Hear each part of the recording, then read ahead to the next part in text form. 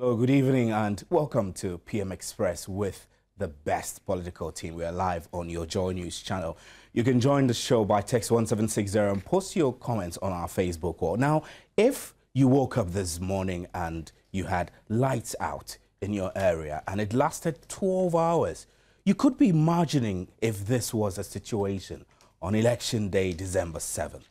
There are concerns that as a country, we need to get an extraction of a guarantee that on December 7th, there will be a reliable and constant power supply to ensure that the elections will go on smoothly. Now, CODEO, the election observers, domestic election observers, have also raised concerns about ensuring that on the election day, voting goes smoothly without EC equipments breaking down. Tonight on PM Express with the best political team, we will be looking at whether the need for a constant energy supply on the election day would also be looking at fishing out minors, registered minors from the electoral process on that day. You would have to play a part if you are a parent and your child who is under 18 is going to vote. Also on PM Express with the best political team, we will be looking at the trends of women and the pattern of voting among women when come election day. All these will form the cocktail of issues which we'll bring to you tonight on the show. You stay with us. We'll have now in the studio, I'll introduce my guest. Bernard Ohiming Bar is from the Vote for Women movement here in Accra. He will walk us through some trends of women's voting patterns. And next to him, we have Dr. Evans Agri Daku, who is a senior political science lecturer at the University of Ghana. And next to him is Professor Kwame Kakari, the Executive Director of Media Foundation for West Africa. Later on in the show, we will go onto the phone lines to speak with John Larvey, who is a member of CODEO, and then Frank Boja is from WILDAV. He will also speak to us on the perspective of women. We'll speak to Samuel Fletcher, who is the VRA Head of Corporate Communications. He will give us an assurance that come December 7th, we will get constant energy supply. And then, of course, we'll speak to the Electoral Commission. Sylvia Arnault, Principal Public Relations Officer, will also be joining us on the phone to walk us through steps the EC has taken to ensure that minors will not be allowed to vote and the way forward when it comes to minors. Gentlemen, it's great to have you here in our studios. Thank you. Thank you.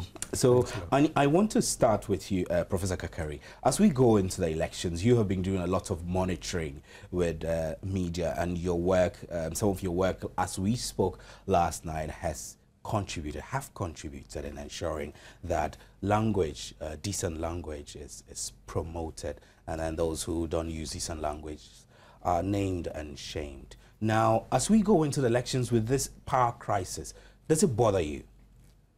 Well, it does somehow, because if there's no power, all the media really have a hard time operating and reaching the listeners and the different audiences.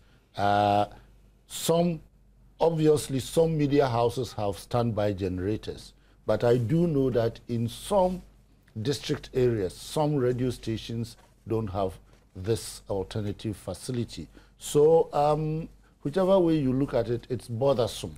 First of all, apart from everything else, it becomes much more costly for organizations like yours to operate. And then, of course, the cost is passed on to the consumer. And so in many ways, energy is a part of us, and it ought to be constantly available.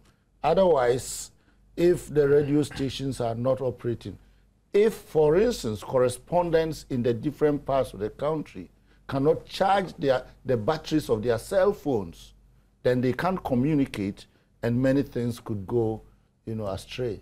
So it will be your wish, I mean, from the perspective of a senior journalist, that the country as a country, we should get a guarantee from those who provide us energy to ensure that on election day, we will not have any flaws of that nature. Exactly, and that guarantee must be very watertight, because we've heard that this power shortage thing was going to end at some day, didn't end, another day it didn't end. So we need a really watertight assurance from the the electricity people that we will have energy throughout the election day and after, because it's not only the election day, but after, we will all be glued to our television sets watching the results. And if we don't have energy to watch, you can imagine the anticipation, the apprehension, and the trepidation that the entire population of Ghana might go through. Apprehension and anticipation. Dr. Evans-Ackrey, from what Professor Kakari is talking about, from your background as a political scientist, should we worry? Why not? We should. Don't forget that elections are key issues that we are looking at. We are promoting a procedural democracy, basically. And procedural democracy, what it means is that the procedures are as important as the conclusions. And that is why elections are a key component of the democratic processes, because it guarantees us a smooth transfer of power. It helps us to choose leaders, among others. And so all the key ingredients which will go into ensuring that this particular national exercise is flawless is important. And as Prof indicated, power is key. I mean, the EC itself will have to rely on power, among others. All the key stakeholders will have to rely on power. And that is why it is important that the assurance that they are given must be watertight, as indicated, so that we are very certain. Because over the last couple of months, we've had several assurances and which have not been, promises which have not been redeemed. And so it's a bit worrying whether indeed, looking at what we've been hearing, that we don't have enough, and at the peak period, our consumption, the demand far outstrips supply. What it means, I don't know how perhaps they will make up for the shortfalls that we've been experiencing, in the last couple of weeks or months. If they have a remedial measure that will deal with the situation, then it must be something that we can really trust, or something that we can rely on. Because if we are not able to tighten the grip on this one, we may run into difficulties. And so I am worried, because I want to see a flawless system, so that at the end of the day, the consent of the people will constitute the basis, of those who actually seek to rule. And so that we'll know that the outcome will be the reflection of the choices that have been made by the people. Right. I must say that we will be making, well, we are making efforts to get Samuel Kwesi Fletcher, who is VRA's head of corporate communications, on phone to walk us through what measures are in place to resolve this problem, and be sure that on election day this will not happen. So when we raise him on, we will bring him and we'll speak to him. So Dr. Agredako, I'll still continue with you. CODEL has done a lot of monitoring in recent times, and among the several recommendations they made, I'll read some of them. After all they monitor the biometric voter registration and recommend that to prevent a national crisis in the days ahead of the December 7 poll, the EC must take extra care to provide adequate protection from the weather and any conditions that will cause the breakdown of the verification equipment. Do you think this is EC's call? That's important. As I indicated, this is a very important exercise. What poorly organized elections can do for a nation. It can derail all the efforts that we made over the years. And so the weather issues, where machines are going to be placed, where perhaps the security office, electoral officials will be, the machines, the safety of the machines, among others, the weather, for instance. Don't forget that we are in a rain season, but we can still experience some rains even in December.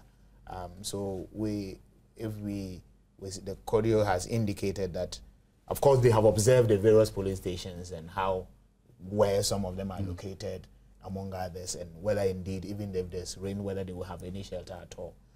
So these things have gone into the recommendation, and I think that we have to take them seriously, because at the end of the day, I indicated that we need a flawless system. And it is the EC's call. What I meant was that this must be the responsibility of the ECs to make sure precisely, that this because they are the electoral managers, basically, and you see that all the other actors are peripheral, and the EC is the key, electoral manager. So anything that goes into organizing election is their core mandate. And the security of the processes, the security of the equipment they use, among others. Anybody who goes in there is just to ensure that the processes are transparent, among others, so that there will be consensus. And that is why other actors have been roped in. But fundamentally, it is the responsibility of the EC to ensure that these equipment are safeguarded. And Professor Kakari, the CODEO also recommends that Electoral Commission must intensify the dissemination of information through media outlets, particularly radio, to increase voter public awareness on the use of the verification equipment. Are you content with the level of voter education that has gone on during this period? I think there's been adequate voter education right from the beginning of the registration for the bio system, the new system, and all of that. I think there's been adequate public education. However, there is a concern about the fact that this time around, media people cannot vote early enough so that they can then be distributed to the different places to do their work. So on that day, whatever education has gone on since the beginning of the year through registration, verification, and all of that, the voting day is the most critical, is the most defining day of the whole process. And so if in the different polling stations or different areas, the EC cannot have access to radio stations, particularly because the media in those areas or wherever are voting, it's not very good for us. However, I'm sure that all the media people are alert to their responsibility on that day. And so it will be useful to have an idea, the plan that the EC has, because they are going to supervise almost 30,000 polling stations, and luckily nowadays there is a radio station in nearly every district in this country. So access to the radio stations is not that bad. The cell phones, you can reach any of these radio stations with whatever information you want to give. But basically you're satisfied with the level of voter education that have gone on? So far, yes. So far, yes. Any recommendations on how we can manage it better a few days to the elections? Well, I think to avoid any misunderstanding, I think from now until the day of voting and after, I think the EC must come out again to educate the media on how to announce the results. It's very, very important that our media get it right, because any speculation could be dangerous or will not be in our interest. And I think the EC, with the last few days left, should come out clearly and educate the media how to report the results. In fact, if it's possible, they should meet the media heads, in the different regions and educate them on this very specific matter so that the announcement of the elections will be smooth and will leave no doubt in anybody's mind. Okay, so Dr. Aggrey, I'm going back and forth between yourself and Professor Kakari because Bernard, I will shift Bernard's discussion to women. We will discuss the women's trends during the election. But Dr. Aggrey Darko, tell me, from where you stand, are you certain that every step that needs to be followed, from the process of the biometric registration to EC announcing that there will be a verification process at the polling stations, up to the point where the EC has announced that all the political parties will be given copies of the biometric voters register. Are you satisfied that all these processes have been well managed to the point that we should have a peaceful election? Yeah, thank you very much for the opportunity once again. Satisfied. We will say that, you know, electoral processes are so wide and broad that sometimes, no matter how hard you try, some people may want to find ways around them. We've made, you know, significant progress. I'll cut you, I beg your pardon, because I have Samuel Fletcher, VRA Head of Corporate Communications, on the telephone. He's been there for a while, so we don't want to lose him. Good evening, sir, and thanks for joining us on PM Express. Good evening. Now, you heard all the concerns. There are concerns that we woke up this morning and certain parts of Accra had power outage. Now, on election day, can you give us a guarantee, a watertight guarantee, that there will be constant power supply all across the country? Well, I'm not sure if the word is a guarantee. I don't think anybody in particular can give a guarantee, if you understand what I'm saying. But what I can say is that we are, and if I say we, I mean the power utilities are doing everything we can to make sure that the week leading, the days leading to the election and the days after the election, at least will have power throughout. So everything is being done. So when you say everything you can you give us specifics, exactly what measures are in place to ensure that we will have uninterrupted power supply at least a few days before the elections and a few days after, perhaps until a new president assumes office? I think if we say everything we can, I'm sure already you know of the challenges we've had, you know, gas supply shortfall, and also crude oil challenges we've had in the past. And these challenges, quite a few of them still linger around. And again, you understand that we work with machines. The country runs without a reserve. Probably, which contributed about 200 megawatts to the grid, is down and it's not working. So it boils down to available generation. I mean, some machines that we have not been able to run because they run on very expensive diesel, we will have no option but to get them on board. There are also discussions with neighboring La Côte d'Ivoire to try and get some power from them. So, and again, a number of regular maintenance work will have to be suspended. You know, because if we have to do those maintenance, then we have to take certain machines down. But all those things will have to be suspended. And I believe that even towards that time, the Akosomo Dam itself may even be stretched to a certain limit, all in an effort to make sure that the country has power. Mr. Fletcher, you sound to me from your narrative that you're not very sure yourself. Are you sure that on December 7th there will be uninterrupted supply of power? I think I told you right from the beginning that none of us can say. You see, you use the word guarantee, and I think it's a bit, you know, to the extreme to say I should guarantee you when we work with machines when we don't even produce the crude oil here, we buy them and all that. You understand?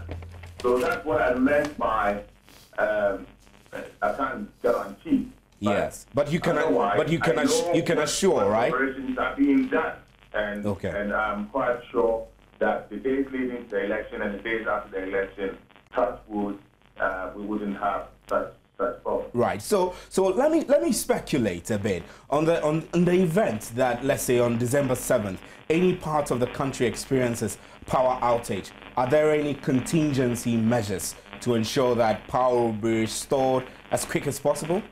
I think one of the things we need to look at is that outages can be as a result of equipment failure, not always as a result of power unavailability. So you could have enough generation, but if, for example, in your area, a transformer goes out, that would not be because there's no power available, be because the equipment in your area has failed. So I don't think anybody can say that there won't be an outage at all. But for us, from the VRA perspective, we're talking about making sure there is power available. Right. So are there any other pieces of information from the VRA's perspective you would like to share with us to help us assure the various constituents and the various voters on election day that everything will be under control? Everything will be, okay, pieces of information. I think right now, we at off-peak and peak right now, as I speak with you, the challenge we have is anything between 120 and 150 megawatts of deficit. So the T3 project in Abuazi, we're going to run it on diesel to generate about 80 megawatts from there. And then there will be crude oil to run the Senate plant, which will give us another 110 to 120 megawatts. I mean, if we're able to have that offsets the deficit and give us some reserve of about 50 megawatts. And if we get something from our neighboring countries, even if we get 50 or 100 megawatts from La Côte d'Ivoire, I mean, we have some kind of marginal reserve.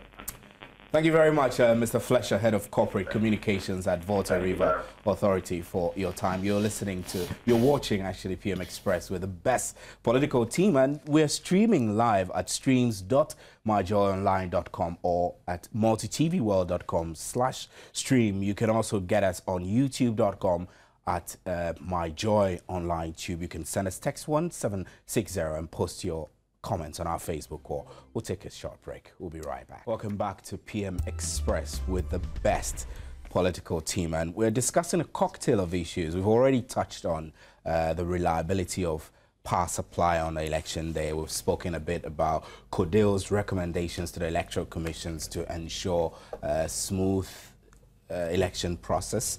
And then we got onto the phone line to speak to VRA to give us assurances that on election day we'll have regular power supply. So let me come back to the studio. Dr. Agri and Professor Kakari, I want to get from comments from you what you make of the assurances that came forward from VRA. Let me start with you, Dr. Agri-Dako. Yeah, thank you very much. The assurances were not too assuring, but I could pick I could pick some few issues there. I can understand, you know. I was thinking that we will put in place very concrete plans and say that, well, these are the backup plans that we have. These are the contingency arrangements that we've made to forestall any mishap, especially on the voting day. But some of the key issues that he raised are quite reassuring. The fact that we are in serious talk or discussions with Côte d'Ivoire to ensure that at least we can get some power from them is quite reassuring. Of course, if he says that regular maintenance will have to be, if it has to be, then it has to be so that we'll be able to run. He's talking about Abuazi giving us another 80, and of course, running other system that will give us 110, so that we'll be able to offset the shortfall of 120, between 120 and 150 mega. So these are issues that we must be going forward as a nation. Our plans must be spot on, and these are symptoms of underdevelopment, basically. If we are able to develop, we should be able to rise above some of these issues, and we should be able to deal with them, and they should not be an issue. Right. You see, these elections, we have too many suspicions around, and we need to get it right. And if we are not careful and we will let some of these things that we can manage, you know, undermine the system, others will say that perhaps others are sabotaging the system. I don't want anybody who loses to dream bad dreams on the account of somebody's inability to ensure that the systems really work effectively. Professor Kakari, you feel same? Well, obviously they are doing their best. They are trying to do something to ensure that things go well. But from his, Mr. Fletcher's presentation, you see that he's talking about VRA. What about ECG, who are really the end transmitters? And he raised a question about, say, transformers and so on. It would be useful to find out what ECG is also doing, because at the end of the day, it is ECG who gets the system into our homes and so on. And we hope, as Doctor has said, we hope that they have also sorted out the logistics of electricity transmission so that nothing falls short on that day. Again, let's take his word for it, that they are doing the best that they can do for this country, and that not so much will go askance, you know, and that everything will work out the way we all want it.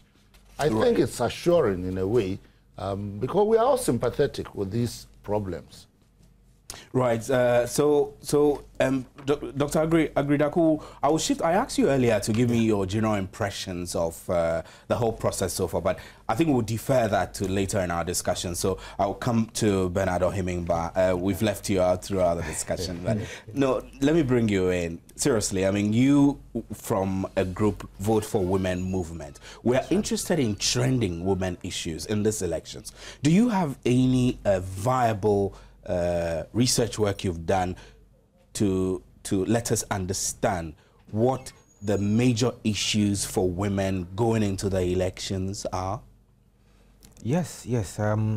We've done a lot of work on the issues that may affect the fortunes of women as far as this election is concerned.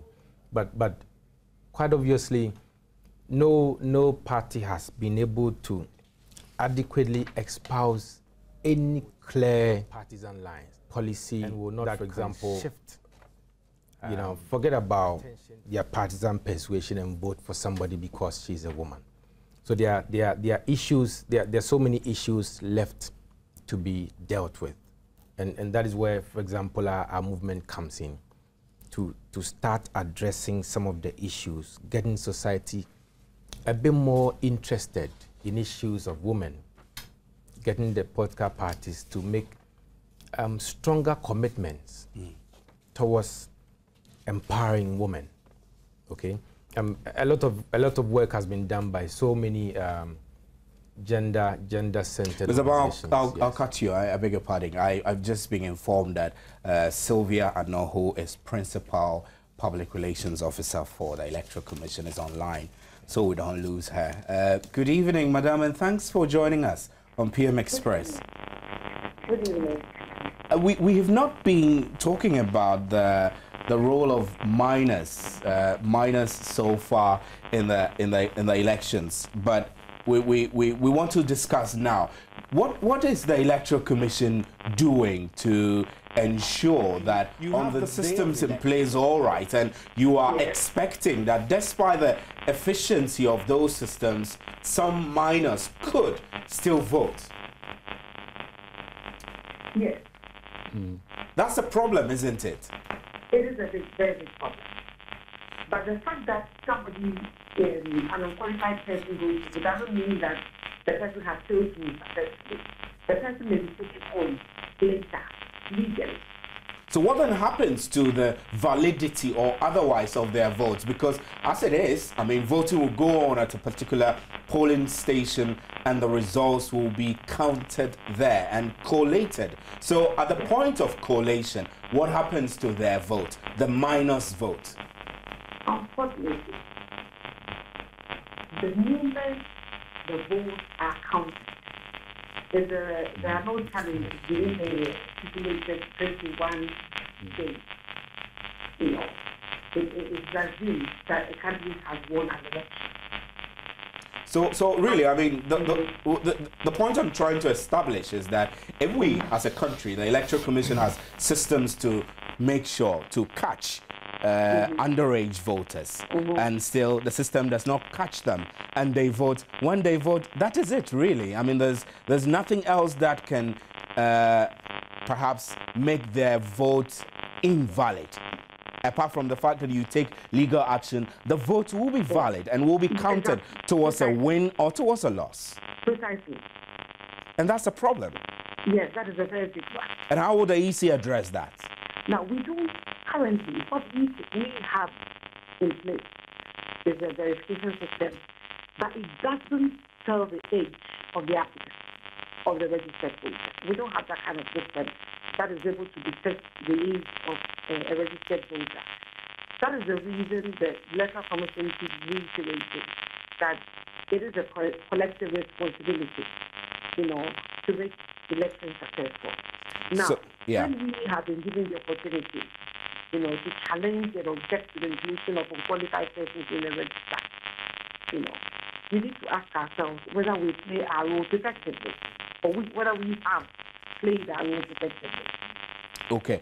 Thank you very much, Madam Sylvia Noyes, Principal Public Relations Officer of the Electoral Commission. Thanks very much for your time. Now, we went to town, the PM Express with the best political team went to town to weigh views from the various audiences on issues related to elections. Let's hear. An election year is always fraught with suspicion, as is change in general. This election year, we have changed the electoral process with the introduction of the biometric voters register. The EC hails its foolproof plan and insists that they have covered their bases with backup plans from A to Z. However, in light of the current energy crisis and the consistent postponement of its end date, Ghanaians are suspicious and concerned as to the effect it will have on the elections.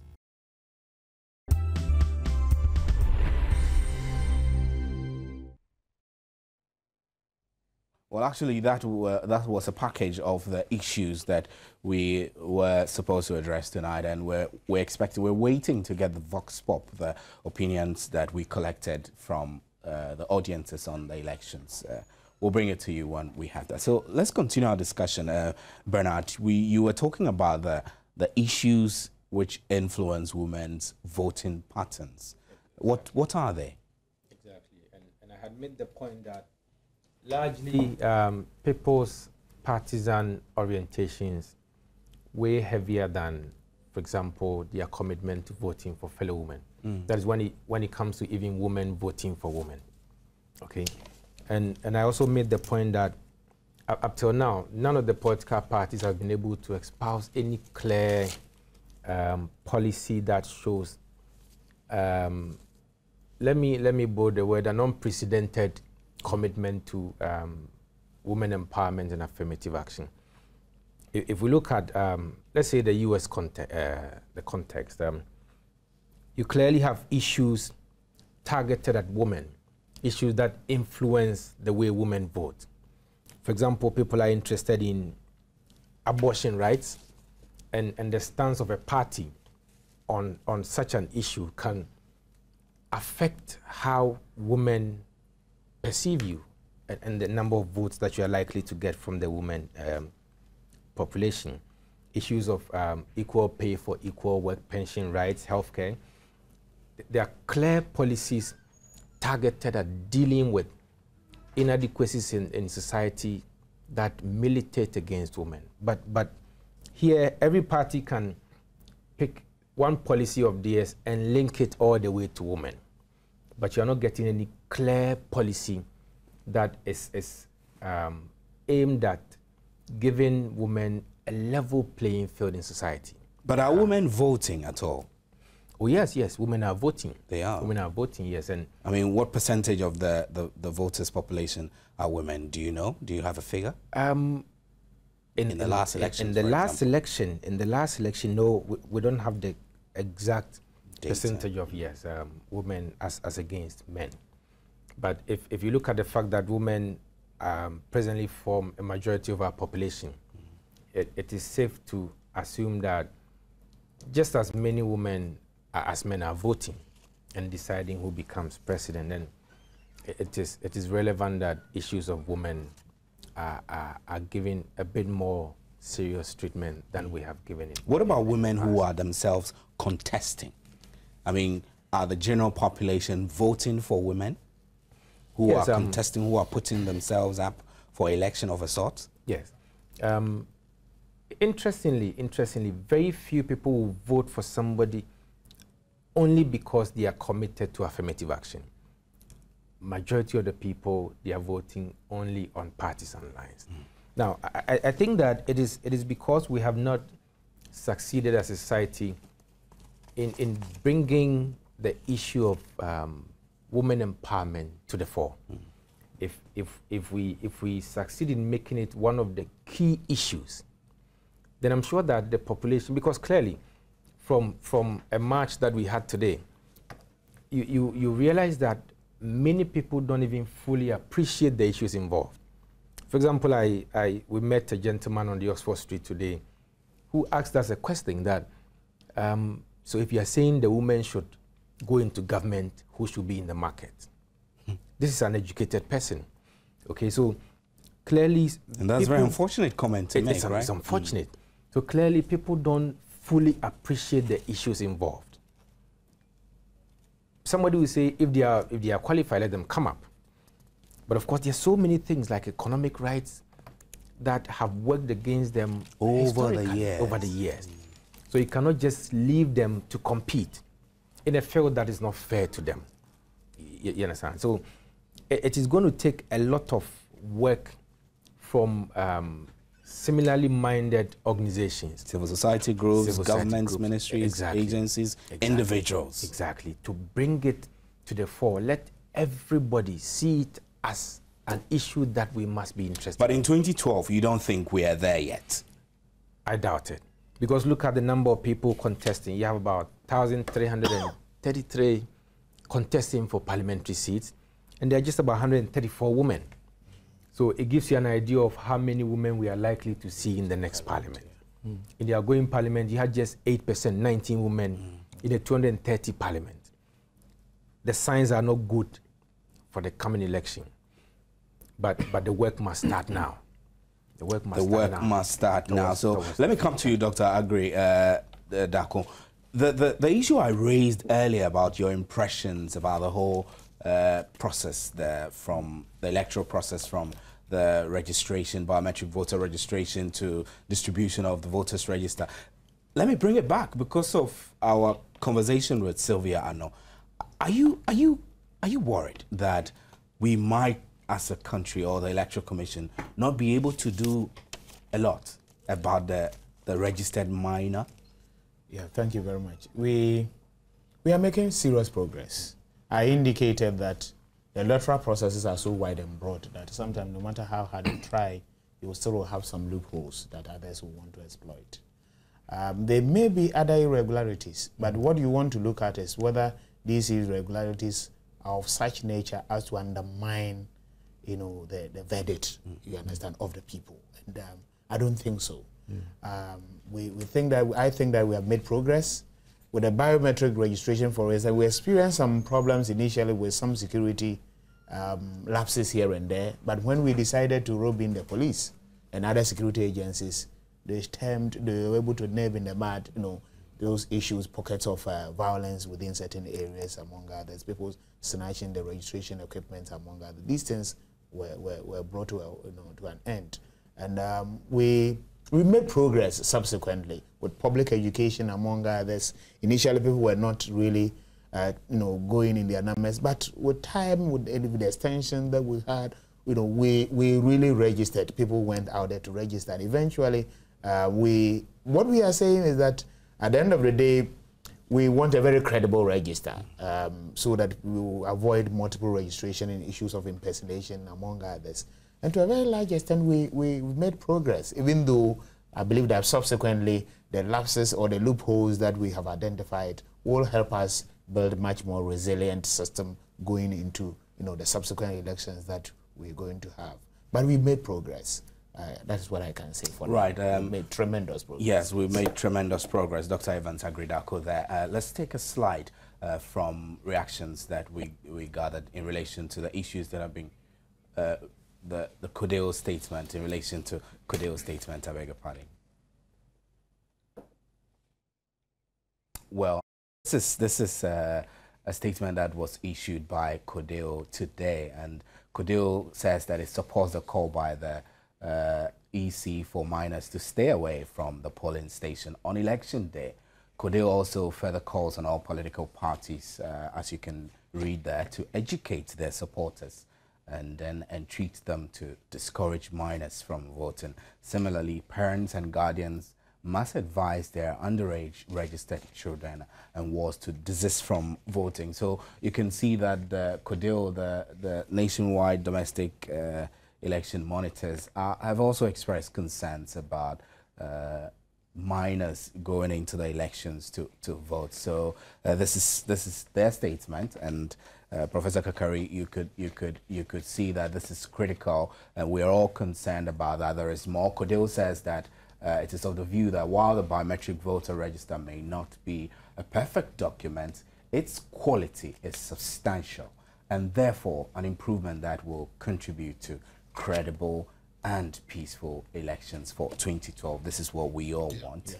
And then CODEO also respectively requests that the Electoral Commission soon fulfills its promise to furnish the political parties with copies of the biometric voter register for all regions. And then finally, CODEO concludes that it is with broad satisfaction that the conduct of the voter registration exercise. Now, CODEO is saying that it can confirm from its own statistics that majority of Ghanaian public voting readily heeded the call to register. So majority of Ghanaians registered. And CODEO says it is aware of the efforts by the Electoral Commission to expunge double or multiple voters in the register. However, the reported cases of possible underage voters who still remain in the certified voters register is a worry for CODEO. So, Professor Kakari, CODEO's statement is snappy, but in effect, what CODEO is saying that the new electoral system is foolproof enough for us to trust it more. I mean, biometric voters register. What do you make of CODEO's position, really? No, I agree with them. I agree with them. My one concern I have is on the question of minors. I think we ought to be careful and sensitive because in polling stations, it is possible for people to come there who look like underage persons but are adults. And so people must be careful that they don't pounce on individuals, but take their time to verify. Of course, if you have a question, you must raise it with the appropriate authorities there. But, you know, sometimes, sometimes you hear rumors also during registration and so on that, in these border areas, that is the frontiers with other countries, some parties are mobilizing people to cross the border to come and register. How do you verify things like that?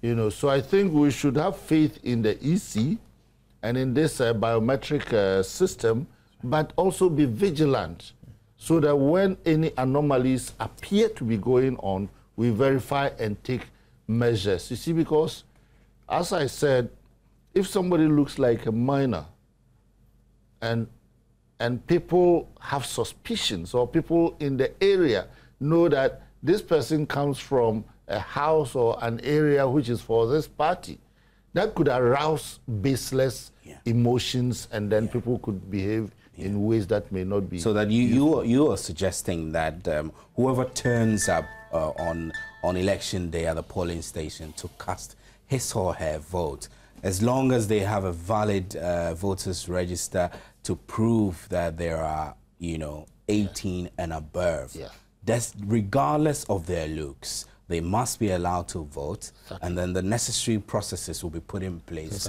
to verify that. And then if they have to be prosecuted, they will be prosecuted. But Dr. Agri, my main concern is that after going through all of this, if it is established that the voter is a minor, his or her votes might have counted already. Yes, precisely.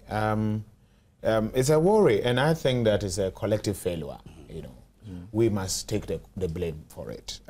We had put in place all the systems, and you realize that the EC officials alone cannot do it alone. Oh, that is why they involved other actors to make the system much more transparent and ensure accountability, so that all of us will have a trust in the system that we are seeking to put in place. So if other actors are still present and we have these minors slipping through, then it's a source of worry. But as has been indicated, it will be illegal on anybody's part to prevent anybody from voting. Once the person has a valid voter's ID, you cannot. So as Prof indicated, perhaps what you have to do is allow the person to vote and go through the process. If they have to be prosecuted, if they have to be prosecuted. Because we need to be futuristic in our orientation. I mean, if you're a parent and you're asking your underage child to vote, there are implications. Issues of pension and all those bits are there, and you will one day, face the consequences of your own actions and inactions. We may enjoy some temporary relief, temporary respite as a result of some of these trying to take advantage of a system that exists. But hey, you are going to face the consequences in future. So all of us must be worried. And the vigilance that Prof talked about is important. Perhaps we're not vigilant enough. That is why perhaps these people were registered in the first place. Of course, you needed to provide certain identification of some sort, nationally recognized identification, But we also had a facility where you could, if you had no ID card, two registered voters could certify. You understand? Yes. So these were some of the areas perhaps which these are really good checks. Good checks. So really. that if a minor still turns up on the voters register, then you have to look at it very critically. So I would think that sometimes the conspiracy theories will even suggest that perhaps some people out there maybe, clandestinely, ensure that these people re-register because they think that at the end of the day it will favor their interest, to their benefit. Right. But I think that perhaps the more critical question that might confront us is if in a particular area so many numbers of persons are suspected to be minors, then really there is a real question on the validity of the process there. But if it is one or two, as you said, well, we might just count it on. But if we have, say, 10 persons, 20 persons in a particular area, then there is a real problem. Well, Bernard, I will give you your final closing remarks to tell us what you expect the way forward on women's issues to be for 2012 elections. It's actually 2012 and beyond. Yeah. Because like we said, in 2012, we doubt that much can be achieved. But clearly, we expect more commitment from whichever party gets elected into government in 2013. In 2008, we had certain goals that we did not fulfill. We would expect that whichever party gets in there will commit more to women, not just by words. We are also interested in the passage of the affirmative action bill into law. Of course, we think that affirmative action should concern society as a whole. In the past, it's been left to, pardon me to say, or that's the impression, it's been taken up by some people who people consider as bitter women because they've had their own issues, then they get up against society. But it is something that should concern all of us because, you see, if we are leaving over 51% of our population behind, it means that we are not even harnessing the human resource potential in over 50% of our population. So it is something that should concern everybody, not only women, but even most especially men, because look, we are the ones who organize society to keep women down. And we see it more as a responsibility of men to get involved more actively in bringing the agenda of women empowerment and affirmative action to the fore. To the fore. Quickly, Dr. Agri, I'll come to you again. We're running out of time, but there's some critical issues which I want us to raise. In Kodale's report, one of the recommendations it made is that it reported that a significant number of registration centers were without the required number of registration officials. Only around half of the centers observed had the correct number of EC personnel present during the registration exercise. Is this an indication we should be very concerned about? Yeah, thank you very much. What we need also to know is that democracy is also quite expensive, and we have to invest to ensure that we have a credible system. And so the managers of the system, I mean, when we talk of personnel or talk of resources, human resources is critical. You know, it doesn't really matter how sophisticated the equipments are. If we don't have people, right attitude, right mentality, right training, right reflexes to man them, you have a problem. And so it is important that this is corrected. Perhaps I would think that maybe the EC felt that they could still, maybe given the budget available, they could still manage with those resources that they had or the personnel they had. They cannot afford to use fewer numbers as perhaps normally would want them to use. I believe that they will correct that so that we have adequate presence. Because honestly, if you have people with the right training at the polling station, they do the right things, all things being equal.